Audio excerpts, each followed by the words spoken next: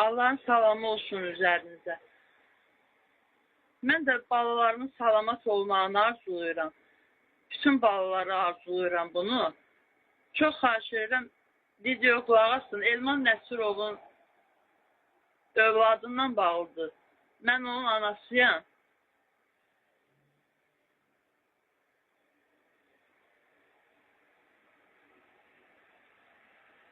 Allah cəzasını verəcək adamı. Ona öz basdırığı elədiyi cinayətində, mənim başıma gətirdiyi fəlakətində, sizə barmağına doladığını da, elədiyi bütün pislikləri Allah ona cavab hazırlayıb. Yox, elə Allah hamının cavabını verəcək. Hədə qorxub yoxdur burada. Sadəcə bildirirəm. Mələyim deyib ki, Allah onların cavabını verəcək. Sən deyib, daha getmə prezident aparatına, daha şikayət eləmə. Məndə də bu il eləmirəm. Ancaq başqa bir şeylə bağlıdır. Mehriban xanım, bilmirəm, İlham Əliyevi də çatdırmağımız lazımdır. Vaxt ayırın, xahiş edirəm. Mənim qızım çöllərdə qalır. 2 uşağı ilə, körpəsi ilə. İmkanı yoxdur ki, qaynatası pisli içir, narahat edir.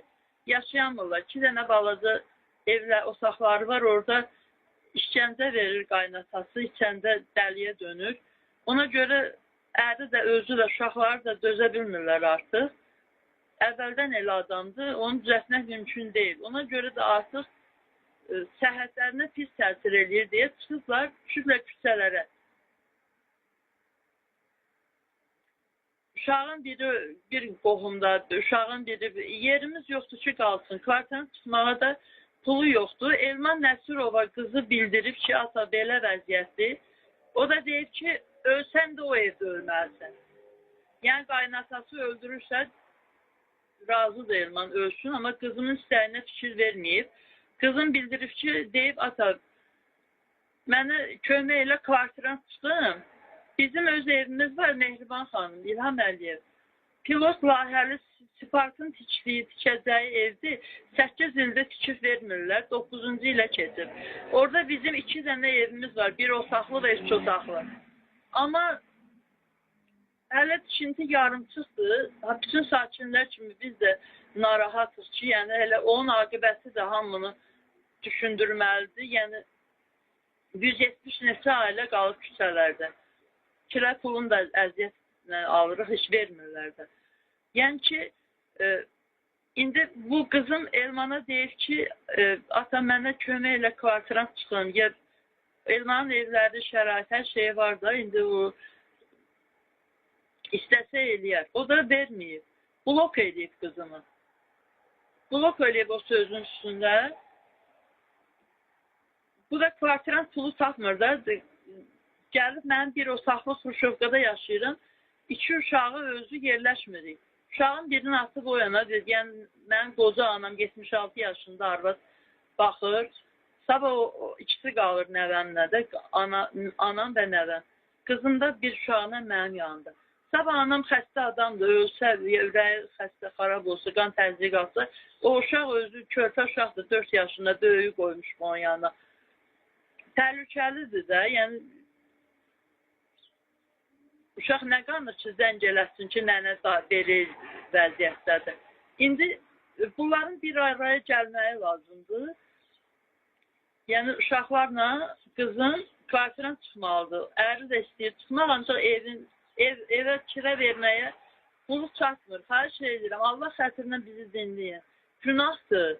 Elman Nəsirov, mən nəyi tələb edeyim eləmək üçün bunu çəkirəm, sizə çatdırmaq istəyirəm ki, Elman radioda da işləyəndə bizə aliment verməyib. Bilməm, mən onda maraqlandım, dedilər ki, oradan pul alınır. Ancaq İdarəçilik Akademiyasından 100 neçə manat alırdıq, axırdan axırı 200 oldu. Bizə deputatlığa keçəndə, yəni nəyi xahiş edirəm qulaq asın, Allah xətrinə, balalarınızın xətrinə, bütün Allah xətrinə, balaların xətrinə. Boğazı yığılmışıq.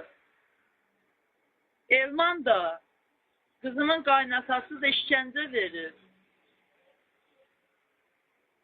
Belə ki, illərlə çəkdiyimizi canlandırmayayım, amma o barədə yəni çatdırıram sizə. Ardını ki, indi mənim üçün çətindir demək. Çünki mən danışanda nə yaparız? Gecə ilə gəlib qapını qırıb aparırlar dəlixanaya. Görün, mən dəliyəmdir. Mən qızımın, nəvələrimin salamat qalmağını, küçələrdən yığışmağını istəyirəm. Şərait yoxdur qalmağa. 2008-dən 2014-cü ilə qədər o Elman Azərbaycan Respublikasının prezidenti yanında Dövlət İdarəçilik Akademiyasının Geostrateji Araşdırmalar Mərkəzinin direktoru və müavin vəzifəsində işləyir. Bir də yenə orada nəsə bir vəzifədir, onu da siz bacarırsınız da, yəni sizdən danmayacaqlar ki, mən xahiş edirəm Allah xətrinə, bir də mən qoyarsan, qutarım indi, 2 dəqiqə, 3 dəqiqə vaxt ayırın. Mən Elman İdarəçi Akademiyasından aliment alırdım. Ancaq Elman 200 ayağı, amma Elman sonra başqa yerdən eşitdim ki, bu Elman başqa yerdə də işləyir. Bu bayaq dediyim yerdəydi, yoxsa o birisi. Məncə bu olmalıdır. İşləyir. Biz sonra mən oranın buxalteriyasına zəng elədim. Dedim, niyə göndərmişsiniz alimi? Kişi xeylağı idi onda buxalter. Götürdü. Yəni idarəçilikdə Suqra xanım idi buxalter. Ancaq kişi xeylağı götürdü. Dedi ki, Elman təzə orada işə getmişdir. Qışqırdı üstünə ki, Elman pullarının hamısını sənə niyə pul verməlidir ki, dedi. Sonra mənə Suqra xanım, o İdarəçi Akademiyasında buxalter, mənə alimenti göndərən, hesaplayan, o mənə başa saldı ki, məhkəmədən, icraatçıdan kağız göndər, onda belə eləməyəcəklər, verəcəklər. Mən icraatçıdan kağız məktub göndərəndən sonra o buxalter neynəməsə 2 ayın pulunu 1200 manat ofşi aldıq. Yəni ayda 400'ü verməmişdi. İdarəçi Akademiyası və onu deməyim, yəni oradan 400'ə yaxın ayda pul aliment verilməliydi. 2 ayın üçün verdi və 2 aydan sonra mən gördüm kəsildi. Zəng elədim ora, hətta Elmanın özü oturduğu oranın yəqin ki, katibə idi, yadından çıxıb, o zəng elədim. Dedi ki, Elman müəllim çıxıb işdən. Güya 2 ay işləyib çıxıb. Əslində isə belə olmuyor. Məncə budur 2008-dən 2014-ə qədər. Siz xahiş edirəm, araşdırın. Mən indi araşdırmaq istədim. Suqra xanı tapmadım. O, yəni, siz istərsiniz bilirsiniz də, yəni öyrənmək sizə düzgün çatdırırlar, yəni. 2 ay verdi, amma illərlə işləyib orada, yandaşlara tapşırıb ki, zəng edib sorsalar, elə işdən çıxıb. Ayda 400 manat, hesablayanda 30 minə yaxın o vaxtın pulu ilə mənə verməyib. Yəni, qızıma verməyib alimenti. İndi mən tələb edirəm ki, xahiş edirəm, qızım küçələrdədir. Kvartdan tutmağa pulu yoxdur. Atasına deyir, Elman blok edir onu. Deyir, ölməlisənsə, öləsənsə də deyir, qal orada. Qaynatan yanında, öl. Elə o evdə öl. Qızım ona heç bir pislik eləməyib. Onun elədiyi işgəncələrin, onun törətdiyi dəhşətlərin içində, yəni məni dəli yerinə qoyurdu. Cinayətin örtbasdır eləməkdən ötürü. Sizə də məktub yazmışdım. Nailə adındaydı, deyəsən, Nailə idi, Nailə xanım. İndiki mən yaşlı bir qadın idi, prezident aparatında 1-ci mərtəbədə. Qapıdan girəndə üzbəyüz, onun da sağ idi. O qadın şantaj elədi, güya köhnə poçt kutusu açdı, güya astı. 2 gün sonra mən getdim, gördüm başqa poçt kutusudur. Aldatdı ki, Mehriban Əliyevə yazdığım məktubu sal ora. Mən də getdim, prezident aparatında məktub yerində forçuşka var, o registrasiya yeri. Heç vaxtda registrasiya eləmədilər. Həmişə dəhşətlərlə üzləşdim. Axşamı, oraya prezident aparatına çatandan sonra axşamı da mənə saldılar. Gəlib qapımı qırıb salırdı dəlixanaya. Halbuki mən orada deyirdim ki, yazırdım. Çox Elmanın cinayətindən yazmışdım. Və mən ona görə dəlixanalara bastırdığını yazmışdım. Sizdən kömək istəyirdim. O Fortuşka ilə üzbəüz bir dənə onu deyim, uzatmayım. Yəni o fiktiv qələmə verdi ki, güya mən gözümə nəsə görünür, güya mən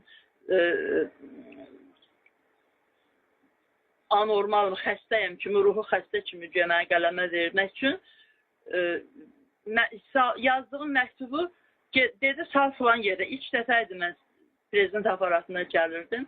Yazdım, girdim məktub otağına, orada Fortuşka ilə üzbəüz göy əvvəl qapılarının dalından asılırdı evlərdə.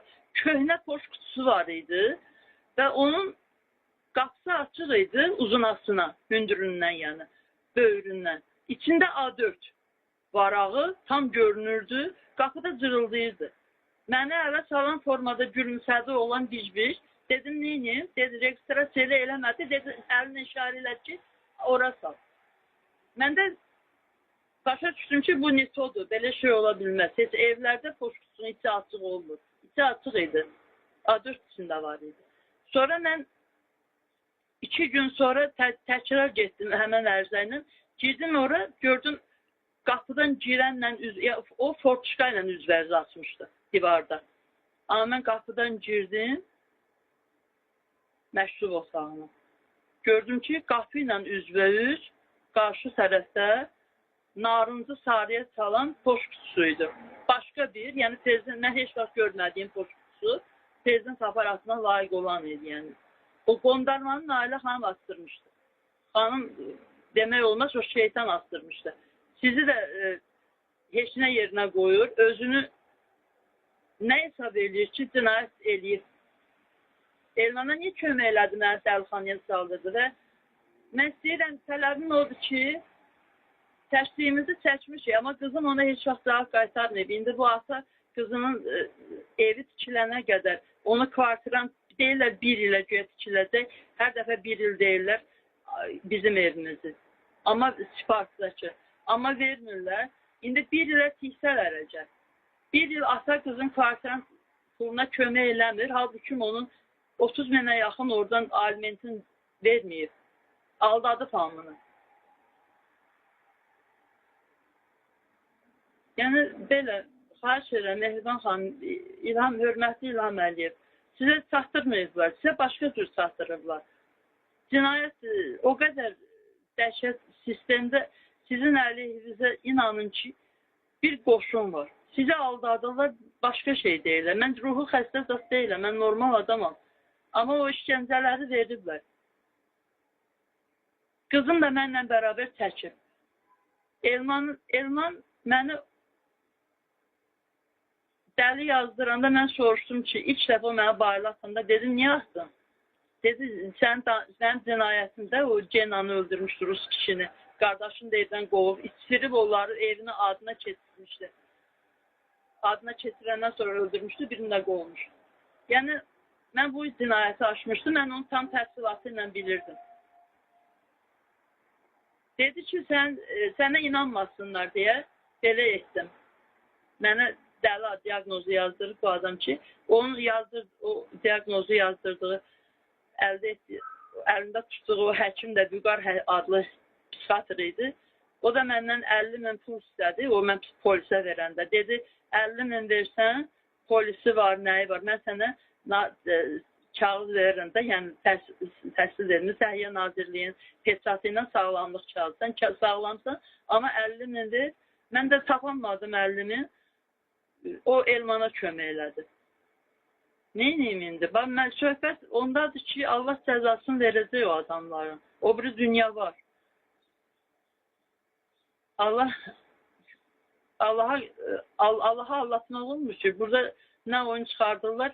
Ancaq bu oyun deyil, cinayət dalbadal, əgər uzatmayın, yadıma düşür, onlara danışmayın.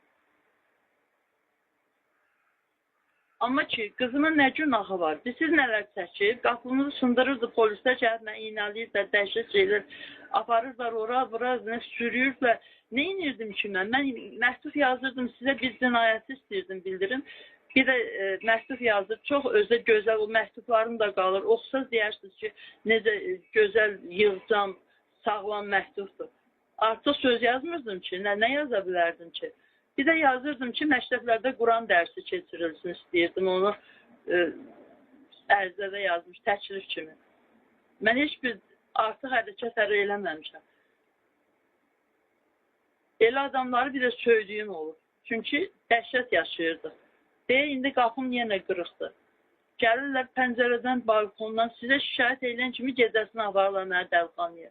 Məşdağalara, haralara. Aylarla saxlayırlar. Orada elə şeylər edirlər, beynim xarab olurdu. Xahiş edirəm. Qızım heç bir cinayətkarın tərəfində deyil. Susmağı illərlə ona görə olmuş olan tərəfində olub, uşaq olub. İndi o istədi ki, bildirsin sizə. Mən dedim səni də mənim günümə qoyarlar. Qoy mən deyim. Mənim başıma nə gəlir? Gəlir. Sənin uşaqlarımla dedim. Nə gəlsə, mən ölsəm, qalsam, qoy mən ölüm. Sənin uşaqların yetim qalmasın. İşte, əgər bunu yayıram, əgər paylaşacağım, amma əgər ola bilər ki, mənim qızımın da başını yox eləyərlər əgər. Xahiş edirəm, mənim o 2 nəvəmi qoymayın, quş yesin, belə deyək də. Gül kimi balaları, körpədlə biri 2 yaşı olmayıb, noyabrda olacaq, bir də 4 yaşında, 5 yaşında gedir. Çox sağlam, gözəl ailəmiz var. Sadəcə şeytana uydular. Elman ailə dağıldı, ailəsi onun cinayətin gizlədir. Onlar da cinayətkərdir ki, o boyda şeylər var. Mənim də anam, yəni anamı qorxutmuşlar. Bunu da deyim ki, Allah haqqında danışmıram. Anamı da ilk dəfə mən ərizə yazmışdım məhkəmədə də məhkəmədən sonra ərizə yazdım ki, mənə dəstək olun, məhkəmədə mənə incitdilər. Çünki dedilər, Elmana basa bilməyəsən. Ona görə registrasiya edilənmirdə ilk dəfə yazandı. Yəni ki, 2012-də yazmışam. Mənim anama demişdilər ki, bunu tutmalıyıq. Ya 5-6 ay dəlixana, ya 2-3 il türmə. Dəlixana ilə türmənin fərqi varsa da, mənlə o cinayətçilərin də fərqi var. Xahiş edirəm. Mənim balalarım üçün yardım əlinizi uzadın.